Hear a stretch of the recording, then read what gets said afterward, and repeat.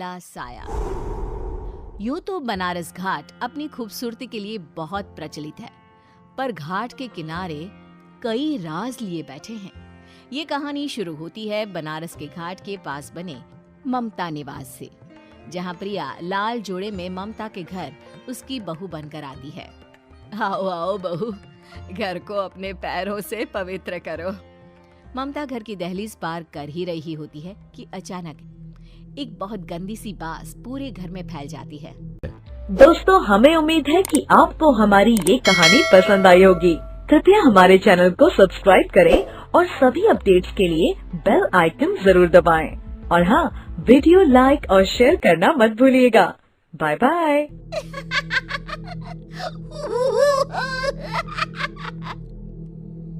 ये बदबू और ये आवाजें, ये कौन हंस रहा है माँ?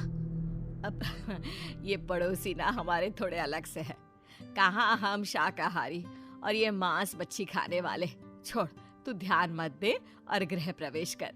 और हाँ बहू, अपनी सास की एक बात हमेशा याद रखना, इन पड़ोसियों से तो कभी बात नहीं करेगी। अच्छे लोग नहीं है ये। अपनी सास की ये बात मानेगी ना बेटा? हाँ माँ, जो आपकी मर्जी, मैं उनसे बात नहीं करूंगी। अगले दिन प्रिया अपनी पहली रसोई बनाने रसोई घर में जाती है। ये छोकी बात तो नाक में जा रही है। एक काम करती हूँ, खिड़की खोल देती हूँ। प्रिया खिड़की खोलने जाती है। इतने जाले, लगता है इस खिड़की को कभी खोला ही नहीं गया। पर ऐसा क्यों? ओह, नॉन वेज की स्मेल आती होगी ना। 2 मिनट के लिए खोल लेती हूँ, फिर बंद कर दूंगी।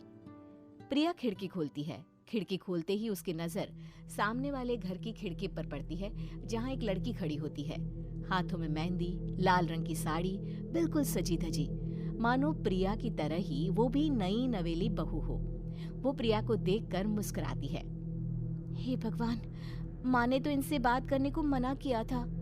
प्रिया फौरन ही खिड़की बंद कर देती है और तवे पर चढ़े रोटी की ओर देखने लगती है, पर वहाँ रोटी न होकर मछली पड़ी होती है। ये क्या?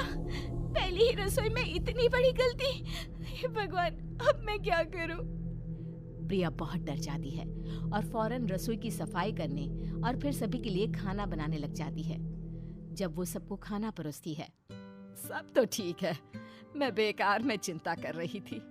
हे भगवान, ऐसे ही बस अपनी कृपा बनाए रखना। रात के वक्त जब सब सो रहे होते हैं, तब प्रिया को पायल की आवाज सुनाई देती है, जिससे उसकी आंख खुल जाती है। ये पायल की आवाज कहाँ से आ रही है? प्रिया उठकर उस आवाज के पीछे छत की सीढ़ियों तक जाती है। तभी उसे बच्चे के रोने की आवाज आती है। प्रिया छत पर जाती है तो क्या देखती है? वही लाल साड़ी वाली लड़की अपनी गोद में एक नवजात बच्चे को घुमा घुमा कर सुला रही है। तभी प्रिया की नजर उसके पेट पर पड़ती है।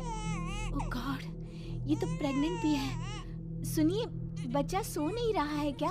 मैं कुछ मदद करूं? नहीं नहीं, आपके घर वालों को अच्छा नहीं लगेगा, मैं संभाल लूंगी।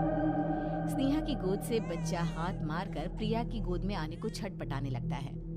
दोनों घर अगल बगल में बने होने के कारण प्रिया उस बच्चे को गोद में ले लेती है। प्रिया के पास आते ही वो सो जाता है। बच्चे का वो स्पर्श रात भर प्रिया भूल नहीं पाती और अगली सुबह वो छत पर कपड़े सुखा रही होती है।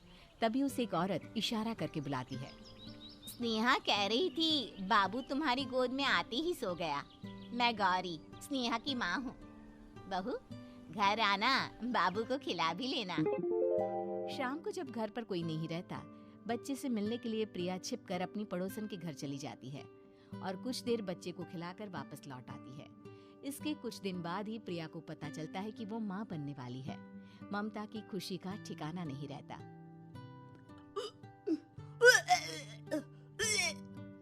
माँ जी, पता नहीं क्यों उल्टी आ रही है। प्रिया भागती हुई वॉशरूम में जाती है तो हरे और लाल रंग की उल्टी करती है। उस उल्टी में से कीड़े निकलते हैं। ये क्या? खून और ये कीड़े! माँ! माँ! प्रिया की आवाज सुनकर ममता दौड़ कर आती है, पर बेसिन में कुछ नहीं होता। प्रिया हक्की बक्की रह जाती है।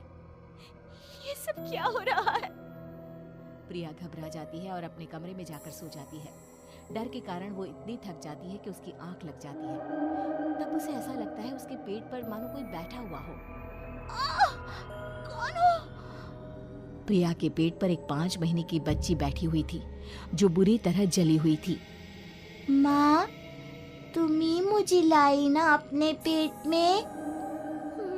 मैं तुम्हारी माँ नहीं हूँ। कौन हो तुम?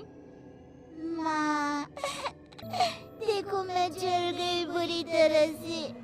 6 महीने पेट में रहने को भी मुझे नहीं मिला। सहला दो ना माँ। बचाओ! बचाओ!